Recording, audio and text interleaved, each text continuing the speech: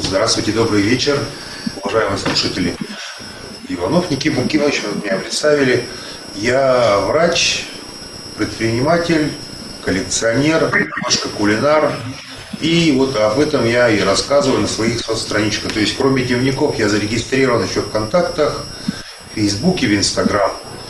И получается так, что я начинаю обычно с дневников, то есть выкладываю новость там, формирую текст, выбираю фотографии для поста. И потом уже начинаю тиражировать. Где-то что-то выкладываю в Facebook, что-то в Инстаграм. Инстаграм идет всегда в последнюю очередь, потому что в основном я выкладываю с телефона, поэтому там происходит дублирование снимков, фотографий. Поэтому Инстаграм это в последнюю очередь у меня идет. Потому что он их фотографии обрабатывает и получается дублирование. То есть удалять приходится больше. Или можешь запутаться, когда Facebook выкладывает, что сжатые Инстаграм фотографии, они выглядят не очень красиво. Потом хотел бы сказать о том, что вот я был зарегистрирован, сейчас вот посмотрел в дневниках 6 апреля 12... А нет, я был зарегистрирован раньше, а первый пост выложил 6 апреля 2012 года. За это время было опубликовано 820 постов. Вот сегодня первый раз посчитал, удивился. Скоро 1000. В основном рассказываю, понятно, о коллекционировании, немножко о кулинарии и всякого разного, тоже потихонечку. Ну, это уже намного меньше, в основном по коллекционированию. Начинал с рассказов о монетах, юбилейных монетах Советского Союза. Потом перешел к монетам юбилейным Российской Федерации. Их обычно очень много, судя по количеству, где-то монет, наверное, про 700 уже рассказал. Потом где-то около 80 постов есть по кулинарным темам и немножко там всякого разного, что мне было интересно. Хотел бы сказать, что я себя не считаю блогером. Просто я выкладываю информацию о том, что мне интересно и может быть интересно другим. Блогеры, которые себя называют блогерами, я могу их разделить на несколько, скажем так, категорий.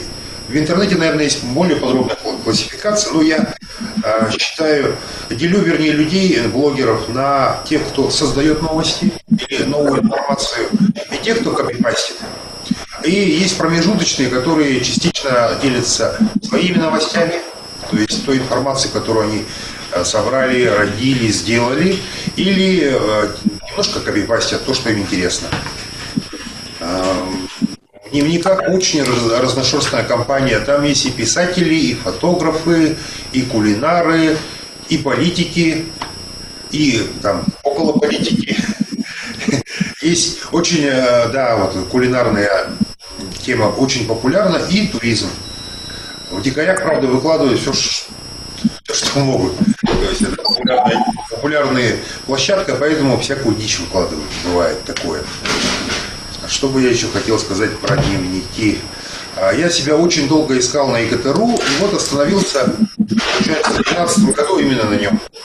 Мне нравится открытость, свободность и интересные люди, с кем я там познакомился, кого я с радостью читаю, за деятельностью, кого я постоянно слежу. Но со временем кто-то уходит, появляются новые, то есть интерес постоянно сохраняется.